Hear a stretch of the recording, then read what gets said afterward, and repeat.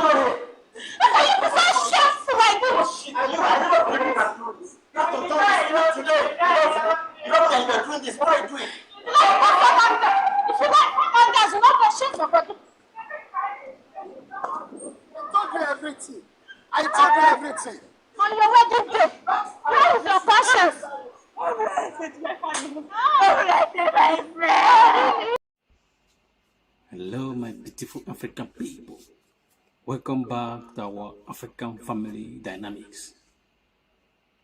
Today we are looking at the high risk of faced by African men in diaspora going back to Africa to get married and bring their women back with them in the West.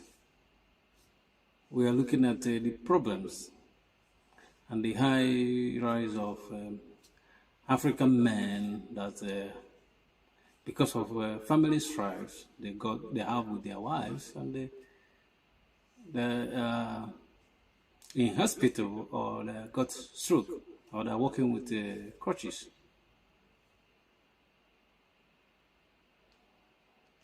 So today we are looking into that, and I'm gonna give some advice on some men.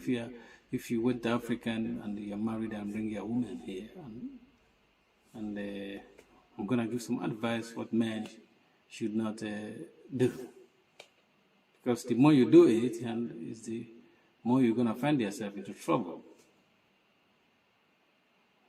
Before we go ahead, please subscribe to our YouTube channel and like our video and comment as well.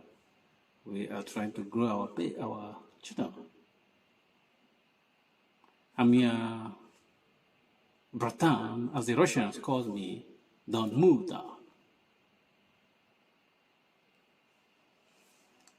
Last time I was in a place, in a restaurant, an African restaurant in London, with my friends, because we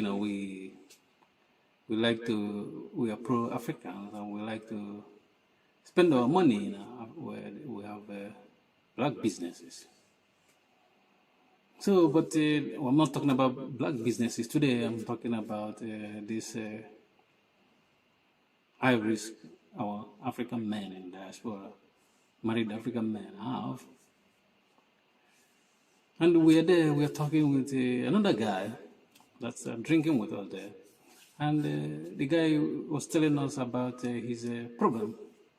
He got with wives, and how the wife is telling some people, or many people, her own side of the story. But sometimes he doesn't have time, or they don't ask him to tell his own side of the story. But I'm not talking about his stories today. I'm just talking about one thing he said he wanted to do. And I said to him, don't go in that direction, because if you go in that direction, you're going to have problems. Because one thing, when you are dealing with a woman, and especially the one you don't trust, or you believe that there's something going on, once you start to look for information, I think most of the time you're going to find information that you will not like. Because the guy was telling us that he bought a car for the wife, but he said he want to put a tracker in that car. He want to start tracking his wife. But this might sound good to some men, but this is, for me, I don't think any married man should go in that direction, because it can work in both ways. But in both ways, the outcome is still bad. It's still bad, because let's assume that you think that your wife is cheating on you, or she's making some movement you don't like, and you put your tracker in her car. And maybe she went somewhere genuinely to go and get something. Maybe that was not her route in her normal schedules. And when you look at the tracker, you find out that she went that route, you will believe, because you are tracking her, that she went to meet a man there. You see? But she didn't go there to see anyone. Now, because you're not there, you're just looking at your technology, you're going to believe that she went there to see a man. Secondly, that imagine that you use a track and you see that she's moving around, and that she's seen a man. It all comes down, you are the one carrying this type of information, and as a human being, it's going to bother you. And if you don't take time, it can bother you to a degree that you start to think about it, and before you know it, you might have stroke. Because see a lot of men, some African men in London that got stroke because they have problem with their woman. And because sometimes it pains them, because the way they got married, they came abroad, they work hard, make money, went back to Africa, and in Africa you do a lot of stuff before you get married, pay the bride price in most cases, and then you bring your woman here, and maybe she started misbehaving.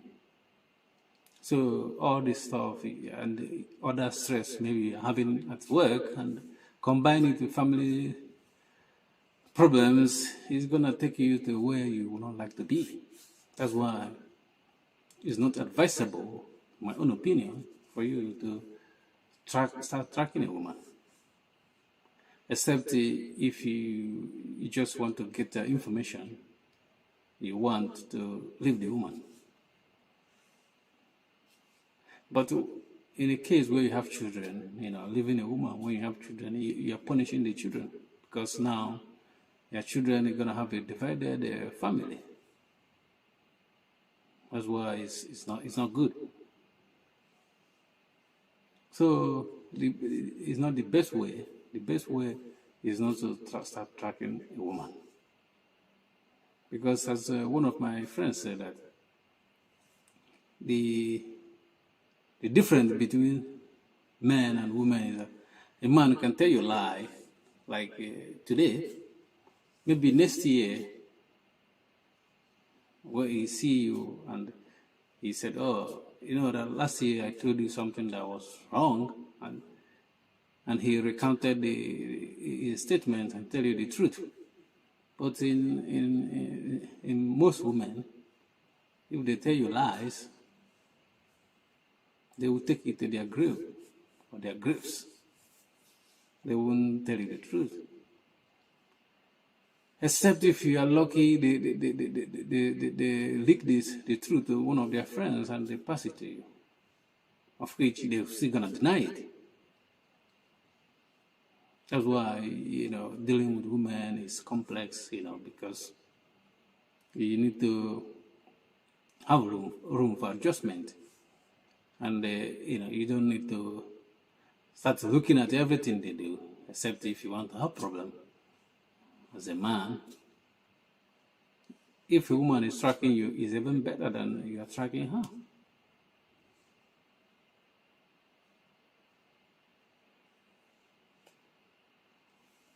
That's the way it is. You shouldn't do something like that.